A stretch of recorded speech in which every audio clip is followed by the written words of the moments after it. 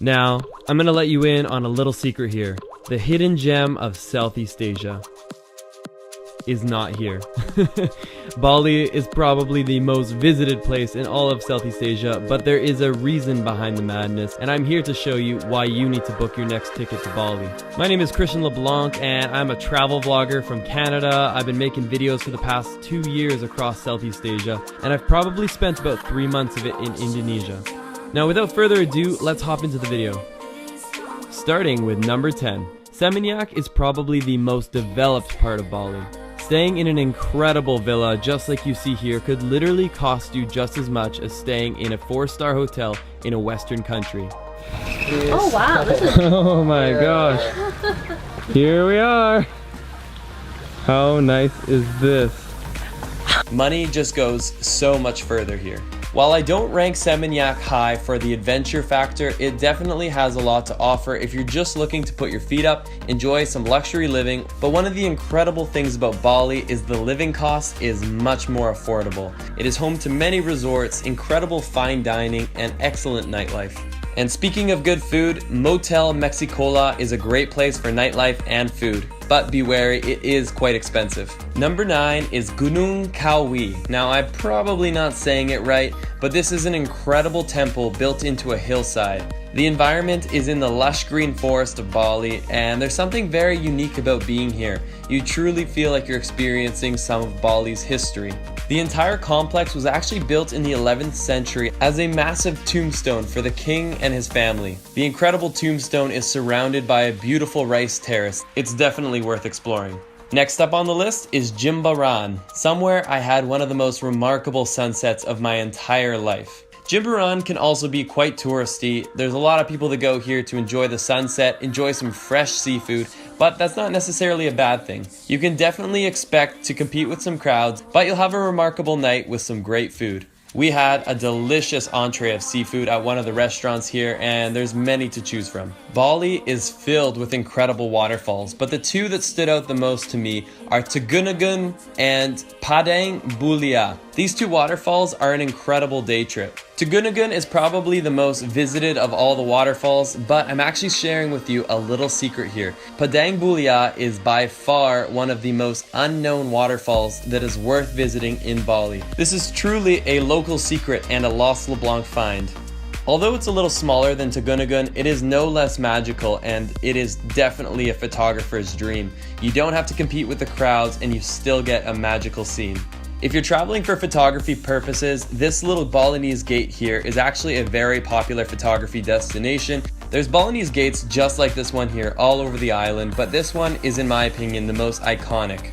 This gate here is actually kind of on the way back from Padang Bulia, so they can definitely be mixed into a day trip together. If you're looking for someone to show you around Bali, I highly recommend Bali Customized Tours. My friend Panca has showed us around a couple of times, and he's the best tour guide I've ever had. Keeping on the theme of the Balinese jungle, we are now going into the depths. This is Ubud. Ubud is a really cool, kind of yogi, easygoing town that has a very unique Balinese culture to it. It's filled with local markets, coffee shops, incredible restaurants, high-end hotels, and even low-end hotels, so it fits all budgets. Ubud is pretty much a must-visit place if you're coming to Bali. It definitely is one of the more popular tourist attractions, so it does get busy. If you're looking for a fun day trip, one of the things you can do is the Ubud Monkey Jungle. Although, again, a bit of a tourist trap, it is quite fun to be able to see all these monkeys hanging out.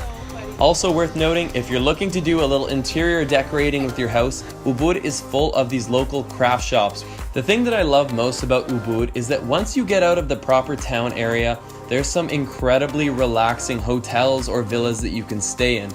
We stayed in one place that was called the Glamping Resort, and essentially we felt like we were in the middle of the jungle, but with the comfort of nice amenities and great food. Cinnamon. Apparently it has some of the best uploading speeds in all of Ubud.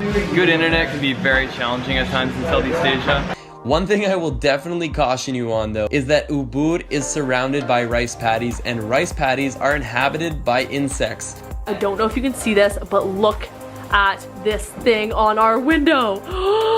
My god, it literally just ate them off. It has it in its mouth. This. Oh, crazy! There's a lizard on the wall. They're building a nest in my room. They're building a nest.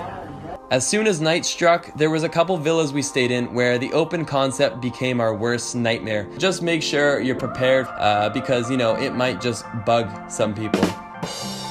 We are now halfway. Number 5 is actually a place that's not in Bali, but it's close enough I thought I would include it. These are the Gili Islands. I've visited countless islands in my life, and the Gilis are some of my favorite. There's simply nothing more laid back. There are no cars here, there is only pedal bikes. That basically gives you an idea of the pace on the island. Everything is very slow moving, everything is very relaxed, and you can stay in fairly nice accommodations to budget backpacker accommodations, basically the full spectrum, but definitely expect to spend more money on accommodation, on beer, and on food. Everything will be about twice the price, if not more. The Gilis actually had surprisingly great nightlife as well, which is something I wasn't counting on but definitely enjoyed. A lot of people will come here with the intention of staying a day or two and end up staying a full week. You can definitely find yourself getting in a bit of the nightlife routine. They actually have some snorkeling tours and they're only like $5 or $10. They're super affordable. You're on a boat for half the day, they give you a snorkel, goggles, and they even bring you to a place where you can get some food. Now that's pretty much where they make most of their money because there is a markup on the food, but it's totally worth the day trip. Even if the snorkeling was very mediocre at best, it's a great way to meet people and it often leads to a great night out. Of course, one of the main activities of being in the Gili Islands is simply sitting on a recliner chair and drinking a beer. The beer of choice in Indonesia is called the Bintang, and I must say it is some of my favorite beer. Now, the next on the list is Kuta, and Kuta is actually a place that has very mixed reviews. Depending on who you talk to, some people will say they loved it, some people will say they hated it. Tons of people come here to party, get cheap food, cheap drinks. Essentially, it's the most westernized part of Bali, and it's pretty much the nightlife capital of the island. This is definitely a place that a lot of backpackers like to come, but there are high-end budget people that stay here in the nicer hotels and resorts. It has pretty much everything for every budget. If you're just wanting to get into surfing and you're looking for a great beginner's place, Kuta actually has a beach that's fantastic for that. The waves are very manageable and you can pretty much go down to the beach and rent a surfboard on any single given day. There's no security deposits, no insurance forms to fill out. You simply give a guy like $5, he lends you a surfboard and you're off. Now, if you're one of those people that need your Starbucks fix, you won't have a hard time finding one in Kuta because it has everything from Starbucks, McDonald's, and pretty much every other popular restaurant chain. Similar to Seminyak, I give it about a 0 on the adventure scale, but if you're just looking to chill out, enjoy an affordable cost of living from accommodation to food, then Kuta could be your place. Now, number 4 is somewhere I have never been before. This is Uluwatu. This is a place that people absolutely rave about. Uluwatu is in the very southern tip of Bali, and one of the best things about it is that you have a much quieter environment, but you still have amazing villas, hotels, restaurants, and some of them are even built on the side of a cliff. There's a few very iconic sites here, including cliffside temples, and I highly recommend you add Uluwatu to your list. The footage you see here is not Uluwatu, but it gives you a bit of a feel for the area. I will be going to Uluwatu first thing when I go back to Bali in like 2 weeks. Now, number 2 on the list is a place called Canggu, and Canggu, or Canggu, depending on how you want to pronounce it, is definitely one of my most favorite developed areas in Bali. It's not off the beaten path, but it has enough of a quiet side that you feel like you're outside of the busyness of Bali, and yet you have a nice surf town feel to it. There's a lot of surf shops because this is one of the best places to catch the great waves that hit Bali. I tried it as a beginner and I got destroyed, but I will not discourage you from trying it. Find everything from entry level to expensive villas and hotels.